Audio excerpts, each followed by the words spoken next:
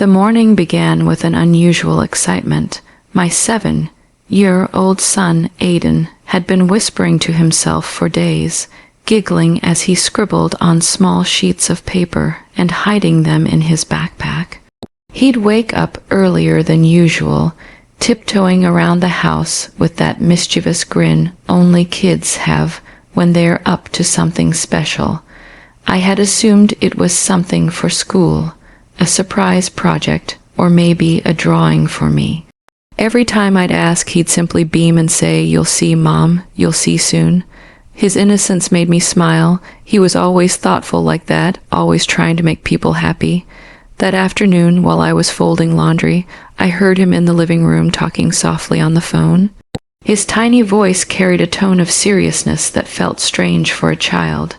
"Yes, I'll make sure it's ready before he comes," he said. Then a pause, followed by, "She doesn't know. It's a surprise." My first instinct was to laugh. He must have been planning something for his dad. My husband, Daniel, had been away a lot lately, working on a big project that often kept him out late or on sudden weekend trips. I missed the way things used to be between us, how dinners were full of laughter instead of quiet phone scrolling and polite smiles. But I tried to convince myself this was just a busy season. Maybe Aiden was helping Daniel plan something sweet to make up for lost time. The next few days were a blur of curious moments. Aiden asked strange questions like, "Mom, what's your favorite color again? And do you like red roses or white ones better?" He even asked if I could bake cookies the night before Friday, the day he'd circled on the kitchen calendar with a big red heart. He kept saying, "It's going to make you so happy." I'd play along, pretending not to notice how his excitement made my heart ache a little. It had been a while since anyone had gone out of their way to surprise me. Friday arrived with a golden morning sun and the smell of cookies still lingering from the night before. Aiden woke me up earlier than usual, bouncing on my bed with that pure joy that made everything else fade for a moment. "Mom, wear something nice today," he said, tugging at my hand. "We're going out after dinner." I couldn't help but laugh at his seriousness. He had planned everything down to the smallest detail, even asking me to wrap a small box he had prepared with blue ribbon. He refused to tell me what was inside. When Daniel came home that evening, the atmosphere felt different, brighter, warmer. Aiden ran to him with a hug, then proudly announced, "I have a surprise for you and Mom." The way Daniel's smile faltered for just a fraction of a second didn't escape me. It was small, but my heart caught on it. Something flickered in his eyes, surprise, fear, or guilt I couldn't tell. I just knew that whatever my son had planned was about to change everything. Aiden tugged Daniel's hand and led us both into the living room, where he had set up a small display on the coffee table. My heart melted at the sight: scattered rose petals, 2 candles, one slightly lopsided, and a handmade card sitting between 2 mugs of cocoa. The handwriting was messy but adorable, "For Mom and Dad, my family forever." I smiled through the sudden sting in my eyes. He had even placed a photo frame beside it, one of the family pictures we took last year at the beach. Daniel and I were holding Aiden between us, our faces glowing under the sunlight, laughter frozen in that moment. But beside that photo was something else.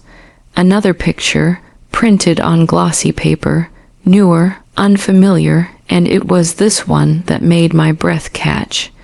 It wasn't anything inappropriate, not even alarming at first glance.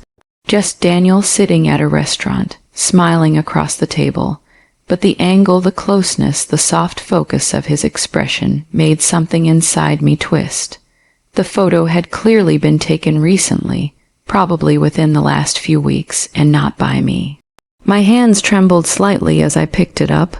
"Where did you get this, sweetheart?" I asked, forcing a steady tone. Aiden grinned proudly. "From Daddy's phone. I printed it for the surprise. You said we didn't have any new pictures of all of us, so I thought maybe we could take one just like that." Daddy said this one was special. Daniel froze, his smile turning to something strained. He took a quick step forward as if to distract, wrapping his arm around Aiden. "That's really sweet, buddy," he said softly, his voice uneven. I really looked at him, and noticed how his jaw clenched, how his eyes avoided mine. The warmth in the room started to dissolve, replaced by a heavy, invisible pressure that made the air thick. My son's innocent laughter filled the silence as he began explaining his plan, how he wanted to recreate the same restaurant dinner at home. "So you both can be happy again," he said proudly, his small voice full of hope. Daniel excused himself quickly, saying he'd get the candles lit. His hands shook slightly as he fumbled with the lighter. I just stood there, holding that photograph, my mind racing. The tablecloth in the picture was red, patterned with golden threads, the same one we didn't own. There was a woman's reflection, faintly visible in the window behind him, hair long and dark. The details were subtle, almost hidden, but undeniable once seen. I didn't say a word. I couldn't. Aiden was still talking, waving his arms around as he explained how he had seen Daddy and the lady at the store once, and how she helped pick the present. His tone was innocent, his heart pure, not realizing that every word was driving a quiet crack through everything I thought was solid. Daniel turned sharply, cutting him off mid-sentence with an overly bright laugh, saying, "Hey, buddy, why don't you get the cookies from the kitchen?" Aiden ran off, humming happily. The room went still again. Daniel's eyes met mine, full of apology, full of something breaking, and in that moment, without a single confession, I knew. I stood there for what felt like an eternity, holding that photograph as if it weighed 1,000 pounds. My fingers traced the edge of it, the paper bending slightly under the pressure. Daniel stood across from me, his mouth opening and closing, words trying to find their way but never forming. The faint crackle of the candle wick was the only sound between us. My heart thudded so loudly it drowned out everything else. The realization wasn't sharp like a knife, it was slow, suffocating, like watching a wave build until you knew it was too late to run. I didn't want to ask questions. I didn't want to hear explanations that would only confirm what my heart already knew. The truth wasn't hidden anymore. It was standing right in front of me, wearing the face of the man I once trusted more than anything. Aiden's voice echoed from the kitchen, cheerful and unaware. "Mom, Dad, I brought the cookies." His little footsteps pattered across the floor, breaking the silence. I quickly wiped at my eyes and forced a smile before he could see. He carried the plate with both hands, his focus so intense, tongue peeking from the corner of his mouth like it always did when he tried not to drop something. He placed it on the table and looked at us expectantly. "Now we eat, and then we take the picture, okay?" His excitement was a dagger cloaked in innocence. Daniel's eyes softened as he knelt beside him, nodding.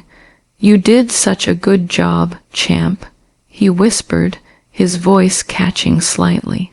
Aiden threw his arms around him, and for a moment I saw Daniel's shoulders shake as he hugged our son tightly. It wasn't the embrace of a proud father, it was one of guilt, of desperation, of holding on to the one person in the room who didn't yet understand the damage done. My throat tightened. I wanted to scream, to cry, to demand why, but Aiden's smile kept me anchored in silence. I couldn't let his world collapse just because mine was already crumbling. We sat down together, the three of us, pretending that everything was fine, that this night was still about love and family. The candles flickered between us, their glow soft and almost mocking. Aiden chatted endlessly, talking about school, about his art project, about how he wanted us all to go back to the beach next summer. Every word pierced through me, each dream he painted more painful than the last. Daniel played along, nodding, smiling, but his eyes never met mine again. When Aiden finally grew tired and leaned against my shoulder, I brushed his hair gently and kissed his forehead. His breath slowed into sleep, peaceful and unaware of the storm he had stirred without meaning to. I carried him to his room, tucking him in beneath the blue blanket with the stars he loved so much. Standing there in the doorway, I felt both love and sorrow so intense they became indistinguishable. When I turned back to the living room, Daniel was still there, staring at the photo Aiden had framed. The candles had burned low, their wax pooling like tears on the table. He didn't speak, and I didn't ask him to. Some truths didn't need to be said aloud. They lived in the silence, heavy and unrelenting, between two people who had once believed they'd never break.